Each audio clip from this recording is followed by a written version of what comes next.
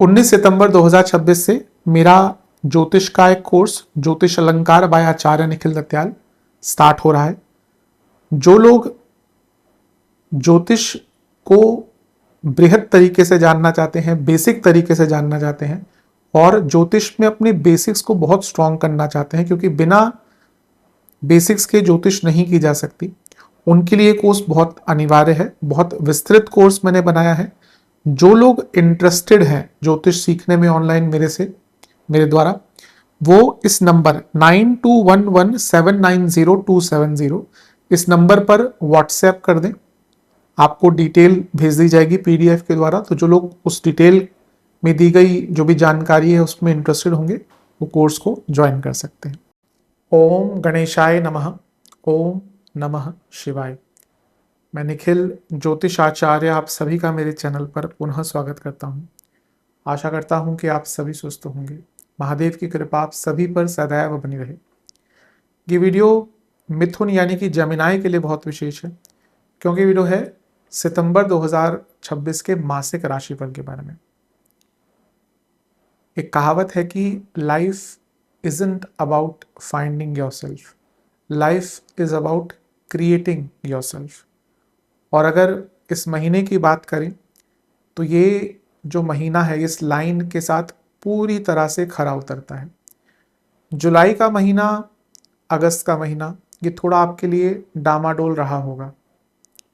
इसमें जैसा आपने सोचा वैसी चीज़ें नहीं गई होंगी, बल्कि जुलाई तो जहाँ पे आपके लग्नेश वक्री हो गए थे, बुध पतित भी हो गए थे, वो बहुत उतार चढ़ाव भरा रहा होगा। अगस्त में 2 ग्रहण लगे, कहीं ना कहीं आप थोड़ा खुद को ही खो बैठे होंगे। लेकिन ये वो समय है, ये वो महीना है जहाँ पे आपको खुद को ढूंढना है, और वो मौका भी मिलेगा क्योंकि जो जीव कारक हैं बृहस्पति, वो मंगल के साथ युति करेंगे इस महीने, और एक उच्च कोटि का नीच भंग योग बनेगा जो आपके दूसरे भाव में है, जो लग्न से दूसरे होने के कारण वृद्धि का भाव बन गया। इसीलिए ये जो योग है, ये जो महीना है, ये बहुत महत्वपूर्ण है। और भी बहुत कुछ होगा इस महीने में, अवश्य उन सबकी चर्चा करेंगे ही, यही तो काम है इस मासिक राशिफल का। मेरा जो मासिक राशिफल होता है वो कुछ प्रमुख चीजों पर आधारित तो होता है। उन एरियाज पर ग्रहों का क्या प्रभाव रहेगा इस महीने, उसकी मैं चर्चा करता हूं। सामान्य विश्लेषण, career, business, income, investment, love life, married life, students, सेहत, ये जो हमारे जीवन के प्रमुख एरियाज होते हैं उस पे आधारित ये राशिफल होता है। और कुछ उपाय भी मैं बताता हूँ। यदि आपकी लग्न राशि या चंद्र राशि मिथुन है, दोनों ही देख सकते हैं, अलग अलग राशिफल नहीं बन सकते। जहाँ से सूट लेट ज़्यादा करता है वहाँ से देखिए। व्यक्तिगत तौर पे मेरा मानना है लग्न से देखेंगे तो अच्छा, इनकेस नहीं पता है तो चंद्र राशि से भी इसको देख सकते हैं। शुरू करते हैं इस अत्यंत महत्वपूर्ण राशिफल का सामान्य विश्लेषण के साथ। शुरू करते हैं सामान्य विश्लेषण के साथ। पहले इस महीने के गोचर की स्थिति देख लेते हैं। सबसे पहले शुक्र का गोचर होगा, वो चौथे घर को छोड़कर पंचम में आ जाएंगे। फिर बुध का गोचर होगा, वो आपके तीसरे घर को छोड़कर चौथे घर में आ जाएंगे 7 को। शुक्र 2 को आएंगे। 10 सितंबर को अमावस्या योग तीसरे घर में। 17 सितंबर को सूर्य कन्या में। 18 सितंबर को मंगल कर्क में नीच भंग। बुध तुला में आ जाएंगे, दोबारा राशि परिवर्तन करेंगे तो वो यहाँ पे होंगे, तुला में आ जाएंगे। और अंततः पूर्णिमा योग आपके 10वें घर में पड़ेगा महीने के अंत में 26 सितंबर को। इस महीने अगर हम देखें तो शुरुआती जो एक हफ्ता, इसमें तीसरे भाव में आपके केतु, सूर्य, बुध रहेंगे। आपके लग्नेश हैं, आपके लग्नेश उच्चाभिलाषी रहेंगे, फिर उच्च के भी हो जाएंगे। तो लग्नेश की स्थिति अच्छी है। लग्न में से मंगल निकल जाएंगे जो छठे घर के स्वामी हैं। थोड़ा सा पीड़ा जो हो रही थी, जो एक राहु और मंगल का प्रभाव संयुक्त रूप से लग्न में था, जो जीवन में गुस्सा भी ला रहा था, निश्चितता भी ला रहा था, फ्रस्ट्रेशन भी ला रहा था, वो भी कम होगा। तो ये महीना थोड़ा कई एरियाज में बेटर दिख रहा है। लग्न पर अगर हम देखें तो मंगल का प्रभाव 18 तारीख तक रहेगा और राहु का प्रभाव भी रहेगा। अब मैं ये तो नहीं कहूँगा कि एकदम ही मंगल हट जाएंगे, क्योंकि 18 तारीख आधे महीने से ज़्यादा तो मंगल है। तो महीने के मध्य तक थोड़ा एग्रेशन नियंत्रित रखिएगा। मंगल लाभेश हैं और राहु का प्रभाव लक्ष्मी स्थान से है, और अब आपके लग्नेश की स्थिति अच्छी हो गई है। यानी कि जो धन के काम थे, जो रुके काम थे, अब जुलाई में बुध वक्री हुए, पतित हुए, लग्न में ही आके बैठ गए थे पतित होकर, तो आपके कई काम, पैसों के, करियर के, कुछ लोगों की जॉब भी गई होगी, कुछ लोगों के घर में बहुत प्रॉब्लम आ गई होगी। अब धीरे धीरे करके वो प्रॉब्लम दूर होगी, लेकिन राहु मंगल का प्रभाव अभी भी है लग्न पर, इसलिए 18 तारीख तक तो स्पेशली एग्रेशन बहुत रहेगा। लेकिन ये राहु मंगल बहुत ज़्यादा ऊर्जात्मक योग होता है, तो इस महीने अगर अपनी ऊर्जा को सही डायरेक्शन में लगाकर अपने कार्यों को सिद्ध करने का प्रयास करेंगे तो महीना सकारात्मक जाने की संभावना बढ़ जाती है। पहला गोचर शुक्र का है, अपनी ही राशि में जाकर बैठ जाएंगे तुला में, बहुत श्रेष्ठ है, राजयोग बना रहे हैं। ध्यान ये दीजिएगा कि ये जो शुक्र हैं ये इनकी गति धीरे हो जाएगी, क्योंकि अक्टूबर के शुरुआत में वक्री हो रहे हैं। तो जब पंचम में शुक्र आएंगे तो शुभता लाएंगे, पैसा बढ़ेगा, स्टूडेंट्स के लिए अच्छा है। लेकिन जैसे जैसे ये धीरे होंगे और राहु का प्रभाव बढ़ेगा, खैर राहु का तो प्रभाव है ही, बल्कि मंदता जो बढ़ेगी शुक्र की, तो महीने के मध्य भाग के बाद आप ना थोड़ा कंफ्यूज रहना शुरू कर देंगे। और क्योंकि राहु का प्रभाव शुक्र पर है, यानी कि बहुत प्रबल इच्छाएं, तो क्या होगा ना कि क्योंकि आप बहुत कंफ्यूज भी रहेंगे और इच्छाएं बढ़ेंगी, ये दोनों कॉम्बिनेशन बहुत अच्छे नहीं है। हम कंफ्यूजन में भी हैं और इच्छाएं भी बढ़ रही हैं, यानी कि हम कुछ गलत कदम उठा सकते हैं। तो थोड़ा ये शुक्र के प्रभाव से संभल कर रहिएगा, किसी को बहुत अपना मत मानिएगा। और क्योंकि 12वें घर के स्वामी भी हैं, विदेश जो बच्चे जाना चाहते थे, राहु का प्रभाव भी है, तो जो बच्चे विदेश जाना चाहते थे उनके लिए बहुत अच्छा है।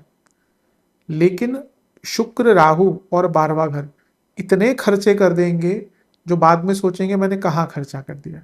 स्पेशली जो ऑनलाइन शॉपिंग वगैरह करते हैं तो उस पर बहुत खर्चा होने की संभावना है। फालतू की जगह पर पैसे नहीं डालिएगा। हाँ, जहाँ आपको लगता है उपयोगी है, कुछ ज्ञान आपके पास आ रहा है, कुछ स्किल आपके पास आ रही है, वहाँ पर अगर इस महीने अपने आप को इन्वॉल्व करते हैं तो आपके लिए बहुत अच्छा रहेगा। पंचम के शुक्र पंचमेश होने के नाते जो महिलाएं संतान प्राप्ति के बारे में सोच रही थी उनके लिए अच्छा है, कुछ लोगों का रिलेशनशिप भी स्टार्ट हो सकता है। बस जैसे मैंने कहा शुक्र मंद हो जाएंगे, इसीलिए बहुत ज़्यादा फ्रस्ट्रेशन में मत आ जाइएगा कि ये काम धीरे हो रहा है, क्योंकि जहां आपके अंदर वो फ्रस्ट्रेशन आई वहां आप उल्टे सीधे कदम उठाना शुरू कर देंगे। अगला गोचर बुध का होगा और वो कन्या में आकर बैठ जाएंगे। बहुत अच्छा है, लग्नेश है, चतुर्थेश है, और यहाँ पे स्वराशि के तो क्या उच्च के भी हो जाएंगे, तो प्रॉपर्टी के लिए बहुत अच्छा योग है।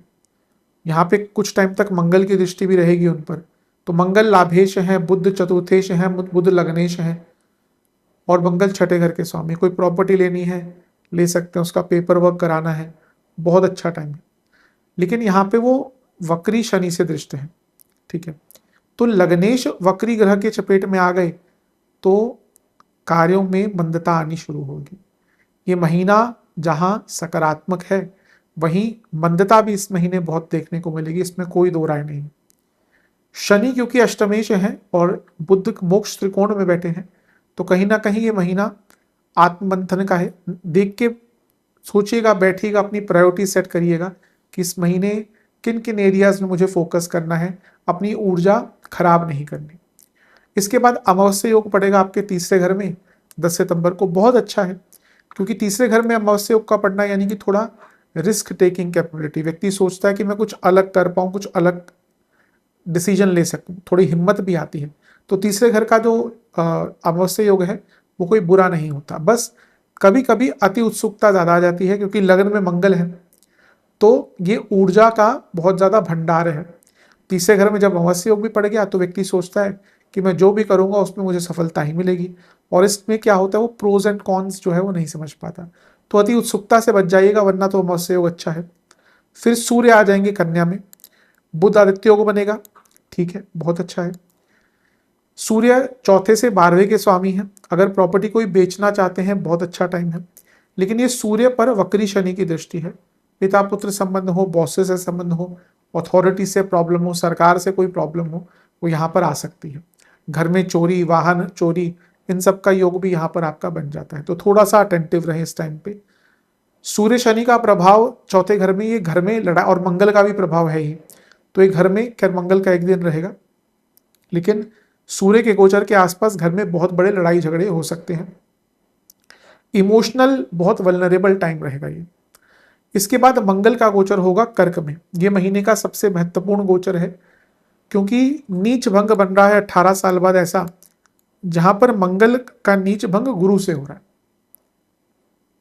मंगल 1.5 साल में 2 साल में नीच के हो जाते हैं, चंद्रमा से तो उनका नीच भंग होगा, लेकिन गुरु से, जो उच्च के गुरु है, तो ये 12 साल बाद होता है। अब गुरु आपके सप्तमेश है और दशमेश है, और मंगल आपके लाभेश है। बिजनेस में कुछ काम अटक रहे थे, प्रमोशन अटकी हुई थी, बहुत अच्छा टाइम है। 10वें घर के स्वामी है। जॉब गई हुई थी, जॉब चेंज करनी है, प्रमोशन की बात करनी है, बहुत अच्छा टाइम है। रिकॉग्निशन, करियर में, बिजनेस में, धन के जो काम रुके हुए थे, एंसेस्ट्रल प्रॉपर्टी के काम रुके हुए थे, कोई प्रॉपर्टी रेंट पे नहीं चढ़ रही थी, हर एरिया में लाभ मिलेगा। लाभेश है, उनका धन स्थान में जाना, नीच भंग यानी कि जो पैसे फंसे हुए थे, कोई लीगली कुछ पैसा फंसा होता, किसने पेमेंट आपकी रोकी हुई थी, उन सब में यहाँ पे लाभ मिलेगा। और जैसे मैंने शुरू में कहा था, इट्स अबाउट फाइंडिंग योरसेल्फ। दूसरा भाव वृद्धि का भाव है लग्न से, तो जो पिछले 2 महीने में आपने अपने आप को थोड़ा खो दिया है, वो वापस प्राप्त कीजिए। Get your life back, get your balance back, get your energy back. दूसरे घर में लेकिन जब नीच भंग बनता है तो अपने खाने पीने पर बहुत ध्यान देना चाहिए और अपनी वाणी पर बहुत ध्यान देना चाहिए। तो ये नीच भंग पैसे के मामले में बहुत अच्छा रिजल्ट देंगे, लेकिन अपनी वाणी और अपने खाने पीने पर थोड़ा सा ध्यान दीजिएगा। गुरु जीव है तो मंगल सेनापति है, मंगल लाभेश है, ये ज्ञान प्राप्ति का योग भी होता है। कई बार लोग गुरु मंगल को सोचते हैं कि तो बस एनर्जी आदि, लेकिन गुरु ज्ञान है तो मंगल इम्प्लीमेंटेशन है। तो जब ये दोनों साथ में आते हैं तो बहुत कुछ जो आपने सीखा है या जो आप सीखना चाहते हैं उसको आराम से आगे बढ़ा सकते हैं। बस कुटुंब में थोड़ा बच के रहिएगा और ज़्यादा किसी को कमिटमेंट्स मत कीजिएगा।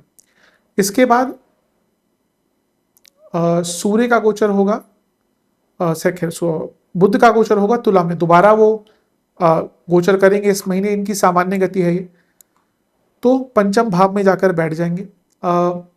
वो आपके लग्नेश हैं और उनका त्रिकोण के स्वामी के साथ मिलन, उच्च कोटि का राजयोग, और ये यहाँ से दोनों ही ग्रह लाभ स्थान को देख रहे हैं, तो महीने के अंत में फिर से बड़ा कुछ लाभ प्राप्त होता हुआ दिख रहा है। ज्ञान प्राप्ति का महीना है। पंचम में बुध शुक्र, क्रिएटिविटी, ज्ञान, विद्याएं, मंत्र साधना, और क्योंकि चतुर्थेश भी है तो घर में भी किसी को लाभ हो सकता है। प्रॉपर्टी के लिए, प्रॉपर्टी खरीदने के लिए महीना बहुत अच्छा है। लेकिन इसी दिन पूर्णिमा योग भी पड़ेगा 26 सितंबर को, और ये पड़ेगा आपके 10वें घर में। तो कार्य क्षेत्र में थोड़ा संभल कर रहें, फोकस से काम करें, क्योंकि ऐसा हो सकता है कि बाकी जगहों पर ध्यान होने के कारण आपका फोकस करियर से हट जाए, जिसका नेगेटिव इम्पैक्ट पड़ सकता है। तो महीना ओवरऑल तो आपके लिए अच्छा ही दिख रहा है। विशेष प्रेडिक्शन, अंडरस्टैंडिंग बढ़ेगी अपने बारे में, जीवन के बारे में। हारमोनियस महीना है, चीज़ों को समझ पाएंगे, संभाल पाएंगे, अच्छी न्यूज़ आएगी। फ्यूचर को लेकर बहुत अच्छा कुछ हो सकता है जो आपको उत्साहित कर देगा। नई शुरुआत बहुत होगी, बहुत कुछ सीख पाएंगे, डिटर्मिनेशन बढ़ेगा, एक अपने ऊपर विश्वास बढ़ेगा, आपके अंदर जो ड्राइव है ना कुछ प्राप्त करने की वो बढ़ेगी। किसी से मित्रता टूट गई थी, वापस ठीक करने का मौका मिलेगा। भाग्य बहुत साथ देगा, जीवन में शुभता आती हुई दिख रही है, आध्यात्मिक ग्रोथ दिख रही है। और सबसे महत्वपूर्ण चीज है कि आप के अंदर छोड़ने का दम रहेगा। हमें पता है कई चीजें हमारे आसपास होती हैं, लोग होते हैं, संबंध होते हैं, आदतें होती हैं, परिस्थितियां होती हैं, जो हमें पता है कि हम छोड़ दें तो बहुत अच्छा हो जाएगा। लेकिन एडिक्शंस होती हैं कुछ चीज़ों की, कुछ लोग ही एडिक्शन बन जाते हैं। लोग प्रेम में अपने आप को भूल जाते हैं, डुबा देते हैं। एक लाइन किसी फिलोसफर ने लिखी है that love is a very dangerous mental disease. तो जो प्रेम में, अब यहाँ पे प्रेम हम लव वो वाला भी कहेंगे, हम बने तुम बने एक दूसरे के लिए, ये वाला भी। लेकिन प्रेम मतलब स्नेह भी कह सकते हैं। कुछ लोगों का आदत होता है कि वो बहुत स्नेहात्मक होते हैं, मिथुन वालों में भी आदत होता है वो बहुत स्नेहात्मक होते हैं, पर अगेन क्योंकि जीवन ये कलयुग है तो कभी कभी हमें रेसिप्रोकेशन नहीं मिलता, तो कभी कभी इट्स बेटर कि अगर कोई व्यक्ति आपको साइकोलॉजिकल लेवल पर ट्रॉमास दे रहा है तो उनसे कट द कॉर्ड्स। ज्योतिष में एक पाप कर्तरी शुभ कर्तरी योग होता है, कर्तरी मतलब काट देना कैंची से, तो उसी प्रकार से कट द कॉर्ड्स। जो लोग आपको साइकोलॉजिकली अच्छा फील नहीं करवा रहे, गेट अवे फ्रॉम देम। ये महीना उसके लिए बहुत अच्छा है। करियर की तरफ चलते हैं। आपके 10वें घर के स्वामी उठ चुके हैं गुरु, लेकिन अच्छा वो अतिचारी हैं, लेकिन 10वें घर में वक्री ग्रह बैठे हैं और यहाँ से गुरु देख भी रहे हैं, तो ये एक अनकंफर्टेबल चीज़ है क्योंकि दोनों ही विपरीत प्रकृति के हैं। तो ये महीना बुरा नहीं है, अनकंफर्टेबल है। काम ऐसे मिलेंगे जो कंफर्ट जोन से बाहर के होंगे, अलग रोल निभाने पड़ सकते हैं, काम बार बार करने पड़ सकते हैं, आपके कार्यों में गलती निकाली जाएगी फिर आपको सुधारनी पड़ेगी। तो मूलतः ये सब रहेगा इस महीने। पहला गोचर शुक्र का है, पंचम में आ जाएंगे, ठीक है। यहाँ से आके लाभ स्थान को देखेंगे तो एक प्रकार से क्रिएटिविटी भी बढ़ेगी, धन कमाने की संभावना भी बढ़ जाएगी। अगला गोचर बुध का होगा, कन्या में, बहुत श्रेष्ठ है क्योंकि 10वें से सप्तम में एक उच्च का ग्रह है जो लग्नेश है, यानी कि पूरी की पूरी संभावना है प्रमोशन रिकॉग्निशन की। लेकिन इनको वक्री शनि देख रहे हैं, तो यदि प्रमोशन होता है तो वो मनचाहा नहीं होगा, नाम मात्र का होगा। तो ऑब्वियसली प्रमोशन भी हो गया, लेकिन अगर मनचाहा नहीं होता, उसके आसपास भी नहीं होता, तो व्यक्ति थोड़ा सा उदास हो जाता है। तो वो तो है कि अगर प्रमोशन या कुछ रिकॉग्निशन मिलती है तो वो थोड़ा जितना आपने आंका है उससे कम ही मिलेगी, लेकिन चांसेस बन जाते हैं।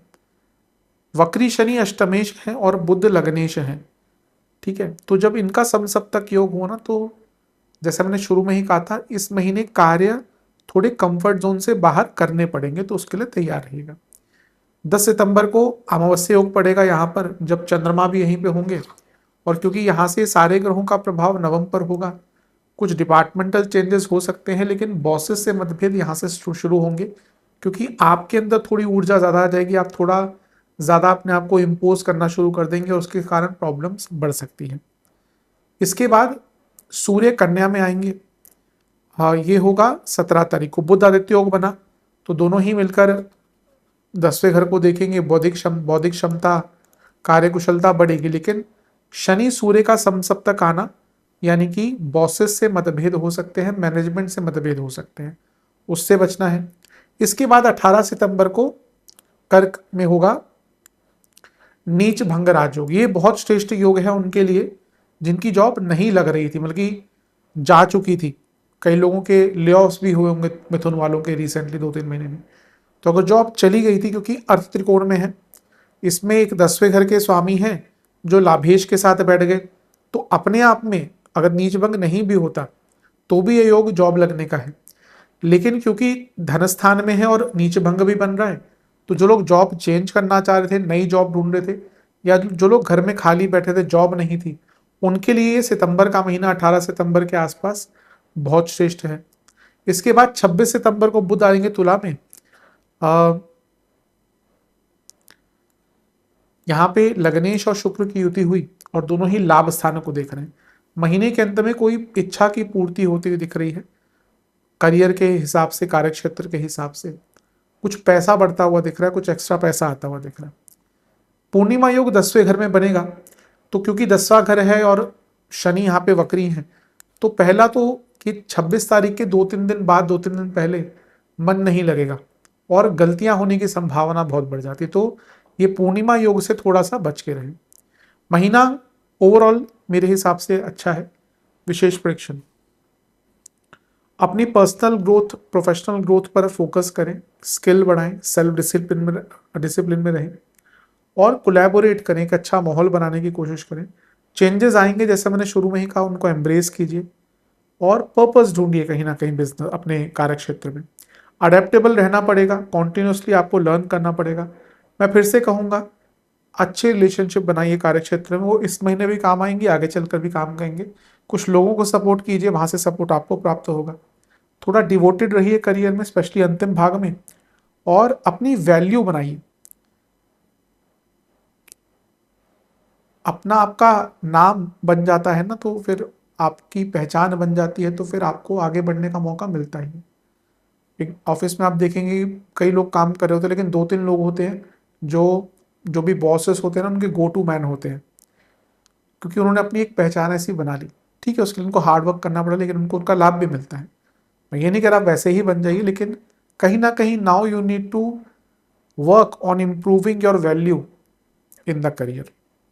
जो लोग एडमिनिस्ट्रेटिव जॉब करते हैं, फाइनेंस की जॉब करते हैं, टीचिंग की जॉब करते हैं, मार्केटिंग की जॉब करते हैं, या कुछ भी सॉफ्टवेयर से संबंधित करते हैं, उनके लिए ये महीना काफ़ी अच्छा है।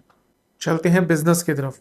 आपके सप्तमेश जो है यानी कि बृहस्पति, वो तो उच्च की अवस्था में है, मंगल से उनकी युति भी होगी इस महीने 18 को। लेकिन वक्री शनि केतु, ये दोनों देख रहे हैं, तो एक मंदता, और शनि भी वक्री हुए जुलाई के एंड में, अगस्त में वक्री रहे, सितंबर में उनकी वक्रता एकदम चरम सीमा पर पहुंचेगी। तो ये महीना मंदता तो रहेगी, लेकिन मंगल भी 18 तारीख तो देखेंगे लाभेश है, तो पैसा भी आता रहेगा, लेकिन जो वर्क फ्लो है बिजनेस में वो बहुत नहीं प्राप्त कर पाएंगे, क्योंकि मंगल सप्तम से 12वें के स्वामी है। अगर कुछ लोन वगैरह चाहिए था आपको अपने बिजनेस में, कोई इक्विटी देकर कुछ फंड्स प्राप्त करना चाहते हैं, या कुछ मशीनरी वगैरह में बदलाव करना चाहते हैं, तो उसके लिए भी महीना अच्छा है। पहला गोचर शुक्र का होगा, डायरेक्ट इम्पैक्ट तो नहीं है, लेकिन क्योंकि लाभ स्थान को देखेंगे स्ट्रॉन्ग अवस्था में अपनी राशि में आकर, और सप्तम से 11वें में है, यानी कि महीने के शुरू में ही कुछ बड़ा काम मिल सकता है। बुध कन्या में आ जाएंगे, उच्च के हो जाएंगे, लग्नेश है, सप्तम से सप्तम के स्वामी है, तो थोड़ी बाधाएं जो आ रही थी वो दूर होंगी। तीसरे घर में अमावस्या योग का बनना 10 तारीख को, ये थोड़ा ट्रांसपोर्टेशन की प्रॉब्लम, कम्युनिकेशन प्रॉब्लम, पार्टनर्स के साथ प्रॉब्लम दिखाता है, थोड़ा ध्यान दीजिएगा। सूर्य भी कन्या में आ जाएंगे सप्तम से 10वें में, अगेन वेरी गुड बुध आदित्य योग बन रहा है, और कई प्रॉब्लम्स का निवारण होगा यहाँ पे। लेकिन शनि सूर्य का समसप्तक आना, यानी कि अगर कोई सरकारी बाधा तंग कर रही थी, या कोई केस आपका चल रहा था, कोई जीएसटी की प्रॉब्लम चल रही थी, कोई टैक्स की प्रॉब्लम चल रही थी, तो वो बाधा थोड़ी बढ़ सकती है। इसके बाद यहाँ पर मंगल का गोचर होगा, जो आपके लिए बहुत श्रेष्ठ है, क्योंकि सप्तमेश के साथ गोचर हुआ, यानी कि बृहस्पति के साथ, और वो लाभेश है मंगल। तो पहला तो इन दोनों की युति ही बिजनेस में धन दिखा रही है, कुछ बहुत बड़ा कॉन्ट्रैक्ट मिल सकता है आपको। और क्योंकि नीच भंग बन गया सप्तम से अष्टम में, तो ये चेंज लाने का टाइम है, अपने बिजनेस को एक्सप्लोर, एक्सपैंड, कुछ नया प्रोडक्ट, कोई नया सर्विसेज, कुछ नए एरियाज एक्सप्लोर करने का ये टाइम बन जाता है। यहाँ से दोनों अष्टम को देखेंगे, जो सप्तम से धन है, यानी कि तेज गति से, तीव्र गति से धन की गति आपकी बढ़ सकती है, धन का आगमन आपका बढ़ सकता है। तो महीना अच्छा दिख रहा है। बुध भी तुला में आ जाएंगे, अगेन लग्नेश सप्तम से 11वें में, यानी कि महीने के अंत में कोई नया आइडिया, कोई नया विचार बिजनेस में आएगा। और पूर्णिमा योग 26 सितंबर को 10वें घर में बनेगा, तो यहाँ पे जो जिन लोग का फैमिली बिजनेस है ना, उनके बीच में थोड़ा मतभेद हो सकता है, और थोड़ा मन कम लगेगा बिजनेस में, तो अपना मन लगा कर रखिएगा, क्योंकि बिजनेस तो 24 घंटे का होता है काम। विशेष प्रेक्षण, डिटर्मिनेशन बढ़ाना है, कुछ नया शुरुआत करने का मौका मिलेगा। कई ऑब्स्टिकल्स दूर हो सकते हैं, लेकिन क्रिएटिविटी दिखानी पड़ेगी। अपने हेल्थ के साथ कॉम्प्रोमाइज़ मत करिएगा, क्योंकि ऐसा दिखता है इस महीने की ओवर एक्सर्ट करने के कारण थोड़ा हेल्थ खराब हो सकती है। पुराने कामों को ठीक करने के लिए अच्छा महीना है। सेल्फ एक्सेप्टेंस ले आइए कि कितनी क्षमता है, कितनी कैपेबिलिटी है, और कितनी गलतियां हैं। अवेयरनेस का महीना है, और कहीं ना कहीं एक्सप्लोर करने का महीना। महीना बुरा नहीं है, लेकिन जो भी एरियाज मैंने कहे उन पर ध्यान दीजिए। इनकम, इन्वेस्टमेंट, एक्सपेंसेस, जहाँ तक इनकम की बात है, महीना बहुत अच्छा है, महीना बहुत श्रेष्ठ है। लाभ स्थान के स्वामी धन स्थान में आएंगे, और धन स्थान में ही आपके नीच भंग राजयोग बनेगा। तो ये महीना तो पैसा भी आएगा, रुका पैसा, अटका पैसा, पैसे के काम जो विलंबित हो रहे थे, बहुत अच्छा है। शुक्र की स्थिति भी अच्छी रहेगी, शुक्र भी स्वराशि के होकर लाभ स्थान को देखेंगे। मंगल का जब गोचर होगा, शुक्र यहाँ पे होंगे, तो मंगल की दृष्टि रहेगी, तो एक संबंध धन स्थान, शुक्र स्वराशि के, शुक्र लक्ष्मी स्थान के स्वामी का बन रहा है, तो पैसा तो आएगा। इन्वेस्टमेंट शुरुआती 10 दिन अच्छे हैं, बीच के 10 दिन भी अच्छे हैं। इन्वेस्टमेंट के लिए पूरा महीना आपका बहुत श्रेष्ठ है। खर्चे थोड़ा, अगर आपके घर में बच्चे हैं छोटे, जो एजुकेशन जिनकी हो रही है, तो उन पर खर्चा थोड़ा ज़्यादा दिख रहा है। और यात्राएं बहुत रहेंगी इस महीने, दवाइयों पर बहुत खर्चा होगा, लाइफस्टाइल पे बहुत खर्चा होगा। पुराने खर्चे बहुत अटके हुए थे आपके, अभी आप जो आपने रोक के रखे हैं कि अभी करेंगे अभी करेंगे, तो बहुत खर्चे होंगे। मरम्मत अचानक से करानी पड़ सकती है, घर में कुछ इलेक्ट्रिकल सामान खराब हो सकता है, दवाइयों पर बहुत खर्चा होगा, अ,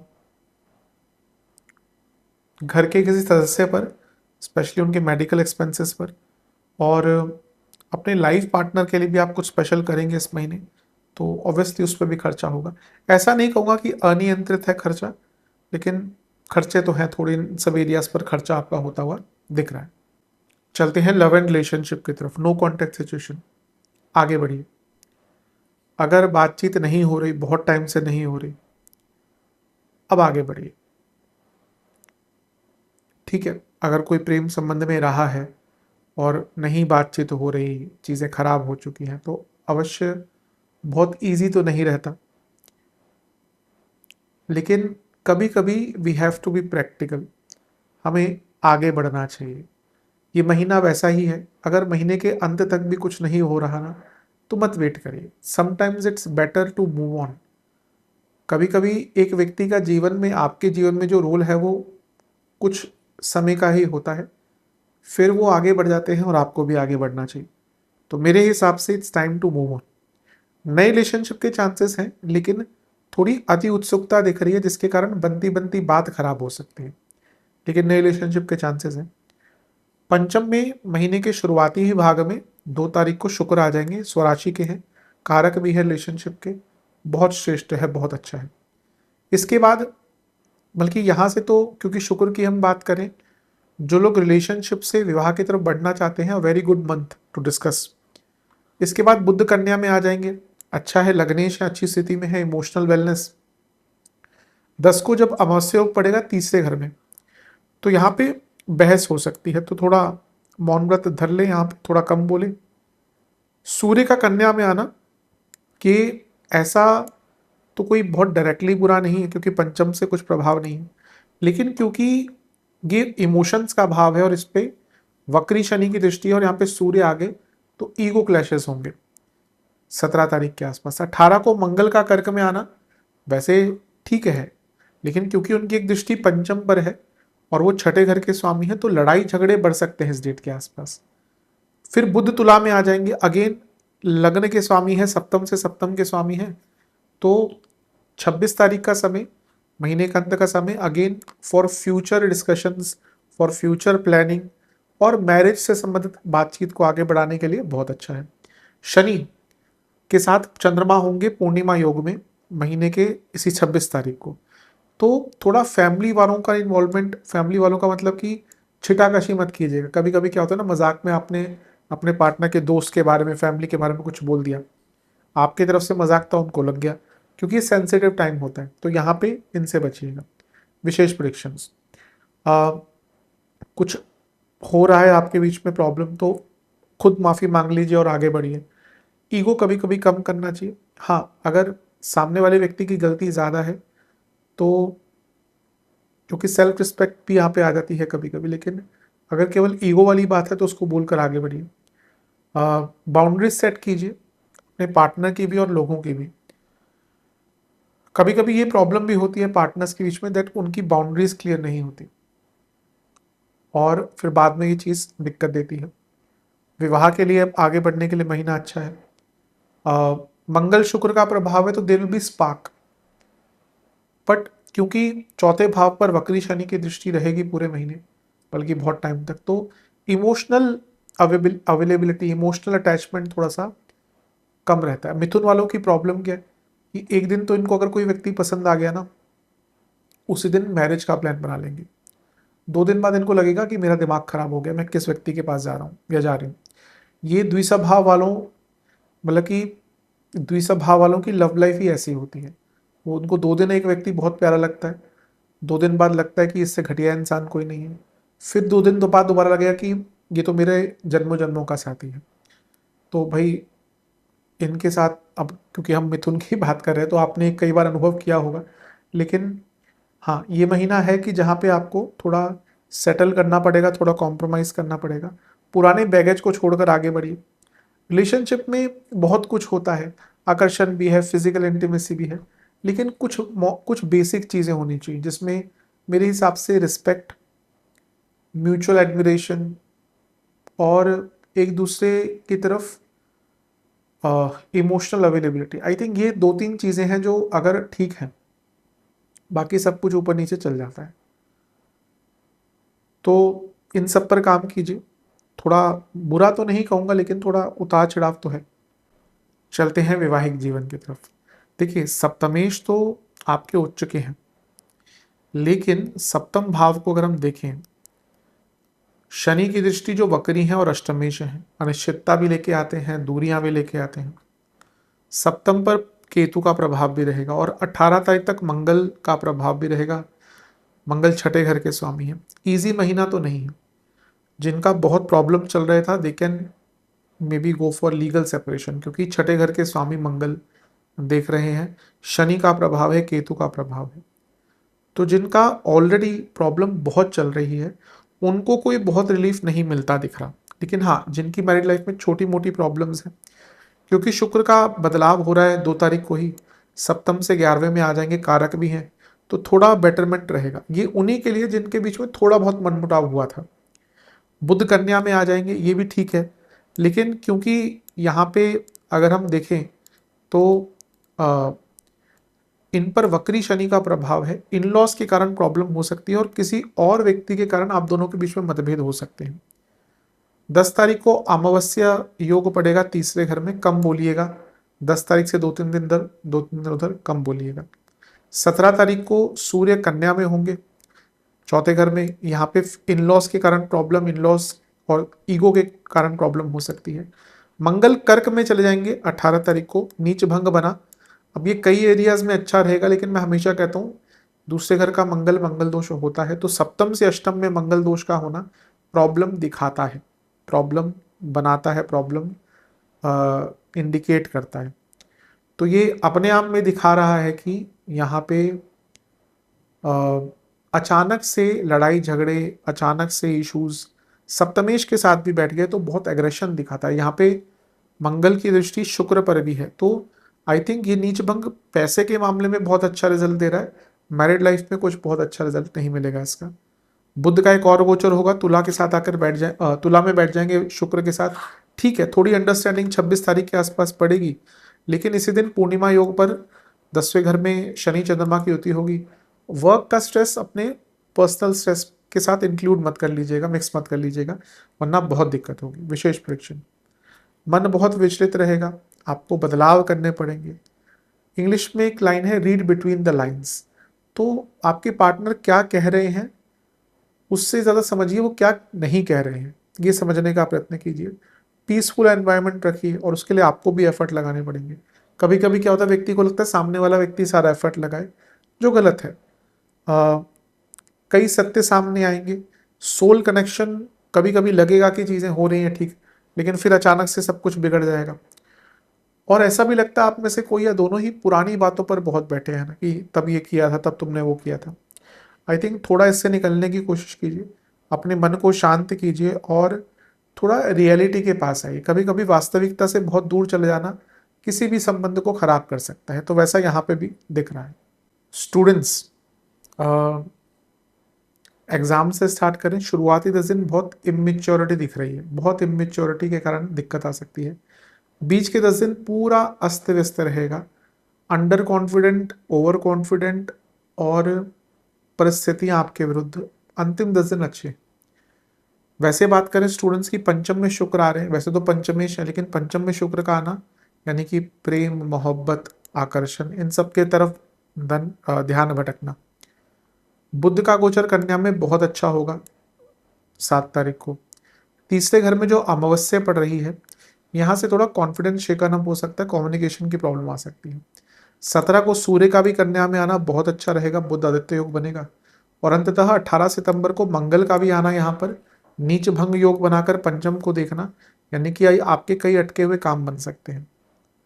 बुध भी 26 तारीख को तुला में ही आ जाएंगे, जो बहुत अच्छा है स्टूडेंट्स के लिए। लेकिन पूर्णिमा योग जो पड़ेगा, जहाँ पे शनि वक्री होंगे, उनके साथ चंद्रमा बैठेंगे, ये पंचम से छठे में है, यानी कि महीने के अंत में आपका कोई काम अटक भी सकता है। तो जो भी आपके महत्वपूर्ण कार्य महीने के अंत में होने हैं, उनकी प्रिपरेशन, उनकी तैयारी पहले कर लीजिएगा। विशेष प्रेडिक्शंस, ये महीना ऐसा है जहाँ पे आपको अपने काम से काम रखना है। थोड़े लोगों से दूर रहिए जो आपके टाइम को वेस्ट करते हैं। धोखा मिलेगा आपको, या मिला है रिसेंटली। ऐसा लगता है आप हार्ड वर्क तो कर रहे हैं बट स्मार्ट वर्क नहीं कर रहे, इसके कारण आप वो प्राप्त नहीं कर पा रहे जो आपको प्राप्त करना चाहिए। क्लैरिटी लाइए, बड़ों की मदद लीजिए और थोड़ी मैच्योरिटी लाइए। इस महीने ऐसा लगता है because of lot of immaturity आपकी प्रॉब्लम्स जो है वो बढ़ेंगी। सेहत की तरफ चलते हैं। मंगल काफ़ी टाइम लगने में रहेंगे, फिर दूसरे घर में आएंगे। थोड़ी पित्त ज़्यादा रहेगी इस महीने। पित्त जो आपके वात पित्त कफ में, पित्त की प्रधानता इस महीने ज़्यादा दिख रही है। एसिडिक फूड कम खाएं और फूड कम खाएं। एसिडिटी, इंडाइजेशन ये ज़्यादा रहेगा। तीसरे घर में बहुत सारे ग्रह शुरू में रहेंगे। गले की प्रॉब्लम, ईएनटी प्रॉब्लम। आपके जो लग्नेश हैं वो वक्री शनि के प्रभाव में आ जाएंगे। टांगों की प्रॉब्लम, टांगों में दर्द, बॉडी में पेन, वात का बढ़ना, कॉन्स्टिपेशन, न्यूट्रिशनल डेफिशिएंसीज, ये ज़्यादा दिक्कत इस महीने रहेंगी। शुरुआती जो 10 दिन है इसमें नसों की problem, hormonal problem, water retention, कफ प्रॉब्लम, टांगों के रोग। बीच के 10 दिन नेत्र विकार, infections, fever, anxiety, lifestyle disorder. अंतिम 10 दिन सांसों के रोग, breathing issues, again lifestyle disorders, anxiety, sleep disorder, पित्त का बढ़ना, नेत्र विकार ज़्यादा दिख रहा और हार्मोनल प्रॉब्लम भी रहेगी। उपाय के स्वरूप में गणपति जी को 3 प्रकार की मिठाई, 3 प्रकार के फल का भोग लगाइए। ओम एकदंताय नमः, ओम वक्रतुंडाय नमः, दोनों मंत्रों का 108 बार जाप कीजिए। एक 4 मुखी घी का दिया भी अर्पण कीजिएगा, जिसमें कुछ अक्षत हो और 2 इलायची के दाने हो। और गणपति जी को दुर्वा अर्पण कीजिएगा। दुर्वा का अगर हार प्राप्त हो जाता है तो वो अर्पण कीजिएगा। किसी भी एनजीओ में, जानवरों की हो, इंसानों की हो, वहाँ पे अन्न का दान कीजिए। गौशाला में फलों का दान कीजिए। महादेव का कच्चे दूध और गुलाब जल से अभिषेक कीजिए। लाल पुष्प की माला अर्पण कीजिए। चंदन का विलेपन कीजिए। खीर का भोग लगाइए। महादेव के मंदिर में शक्कर और घी का दान कीजिए और महादेव के सामने बैठकर रुद्र गायत्री मंत्र का 108 बार जाप कीजिए। आशा करता हूँ वीडियो काम आएगी। चैनल पर नए सब्सक्राइब कीजिए, वीडियो को लाइक कीजिए। मिलता हूँ अगली वीडियो में, तब तक के लिए ओम नमः शिवाय।